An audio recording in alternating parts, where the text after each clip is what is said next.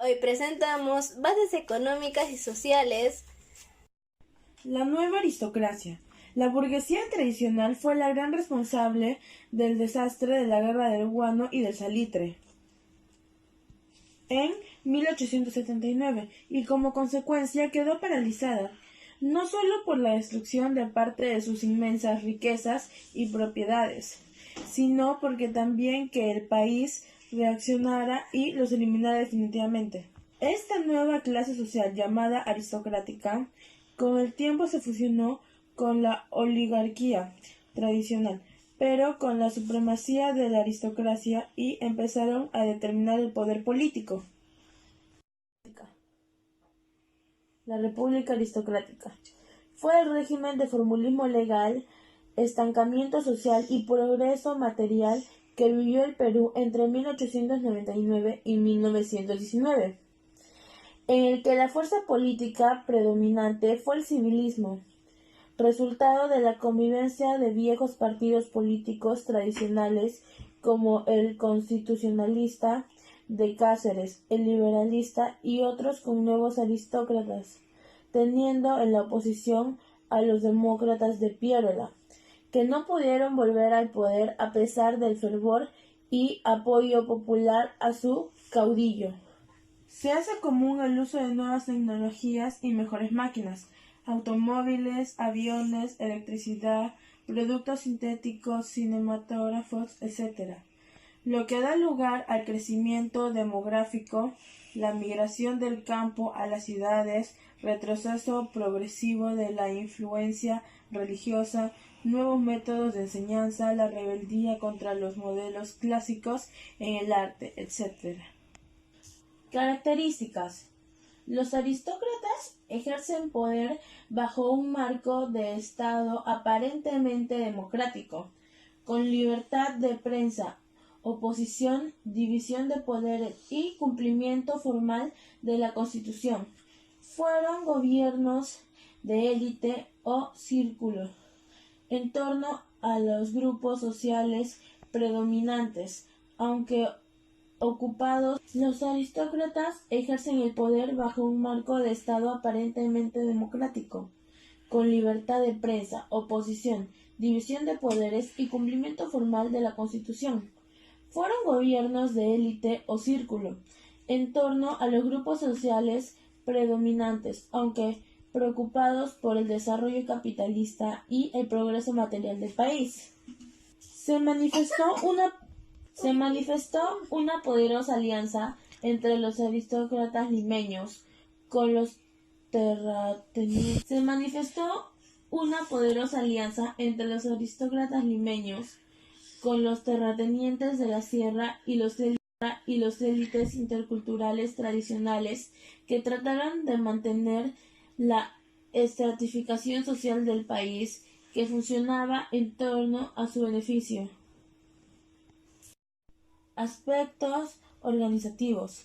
La oligarquía del Perú, organizada en el sistema de partidos, mantuvo el control político, económico y social del país durante 2 décadas. El Estado oligárquico civilista, formado por un pequeño grupo de familias que basó su poder económico en la tenencia de la tierra, minas, comercio y en la banca. El positivismo como sustento ideológico. De esta corriente adoptó dos conceptos, orden y progreso, y consideraron a la educación como un medio para que la sociedad adopte las características de una moderna sociedad. Hay que volver a imprimir como sustento ideológico. De esta corriente adoptó dos conceptos, orden y progreso, y consideraron a la educación como un medio para que la sociedad adopte dos características de una moderna sociedad. Economía orientada a la exportación. A fines del siglo XIX y principios del siglo XX, la economía peruana, al igual que otros países latinoamericanos en manos de la oligarquía, se orientó hacia la agroexportación y la minería dependientes del sistema capitalista. La primera con predominio de capital nacional y la minería, cobre, plata, petróleo en manos del capital extranjero. La inversión extranjera llegó en forma de inversión directa y de préstamos. Son los casos de las empresas como la Iglesia Peruvian Corporation a cargo de ferrocarriles y centros mineros, la International Petroleum Company en Tumbes y Piura y la Mininco y otras como explotaban cobre en el centro del país. Entre los capitalistas peruanos en minería se destacaron los Montero, Alpillaga y Alzamora como socios mineros de las grandes empresas extranjeras. Ahora, la estructura social. Conformada por la clase alta o la élite social, la clase media y la clase baja. Clase alta. Pertenecían a ellas las familias descendientes de la aristocracia colonial, con apellidos y economía ostentosos. Vivían en zonas exclusivas, estudiaban en los mejores centros educativos, tenían una concepción señorial de la vida, practicaban un catolicismo muy conservador y eran racistas con los indígenas. La clase media, conformada por profesionales y empleados estatales. La clase media, conformada por profesionales y empleados estatales. El hecho de vivir en la costa y Lima les permitió gozar de buenas condiciones de vida. La clase baja, conformada en un primer momento por los campesinos trabajadores de las haciendas y las minas, sujetos a un sistema de trabajo intenso e inhumano. Posteriormente, al establecerse las primeras fábricas, empieza la formación del proletariado. La clase baja, conformada en un primer momento por los campesinos trabajadores de las haciendas y las minas, sujetos a un sistema de trabajo intenso e inhumano. Posteriormente, al establecerse las primeras fábricas, empieza la formación del La clase baja, conformada en un primer momento por los campesinos trabajadores de las haciendas y las minas, sujetos a un sistema de trabajo intenso e inhumano. Posteriormente, al establecerse las primeras fábricas, empieza la formación del proletariado, que también fue explotado. Se organizaron en mutuales y luego sindicatos. Gobernantes peruanos de la República Aristocrática. Eduardo López de Romaña, conocido como el Barón de Azúcar, arequipeño elegido por los civilistas con apoyo de los demócratas, continuó con la obra de reconstrucción nacional. Su gobierno destaca por la estabilización monetaria, la inversión del capital extranjero en la minería y la política de colonización de la selva, aparte del ordenamiento jurídico del comercio, la minería, aguas y el apoyo a la agricultura. Guillermo Billinghurst representó un gobierno popular. Convocadas las elecciones de 1912, el civilismo presentó como candidato a su líder Antero Aspíllaga, mientras los demócratas se abstuvieron de participar. En estas circunstancias, un movimiento popular presentó la candidatura de Billinghurst. Producidas las elecciones, se comprobó irregularidades que favorecían a Aspíllaga, razón por la que el Congreso anuló las elecciones y eligió como presidente de la República a Billinghurst. Según la Constitución vigente, los parlamentarios eran elegidos para un periodo de 6 años, renovándose un tercio de ellos cada 2 años. En 1912, hacían mayoría civilistas y leguistas que iniciaron una fuerte oposición al gobierno. Consecuencia de ello fue la deportación de Lejía a Europa.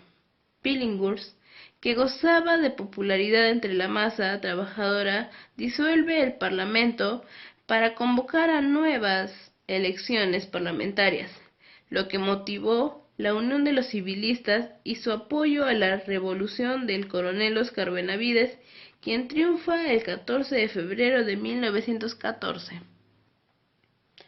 Óscar Benavides fue el instrumento que utilizó la aristocracia civilista para reconquistar el poder político, eliminando al efímero gobierno popular de Billinghurst, puesto que sus leyes de corte social atentaban contra sus intereses.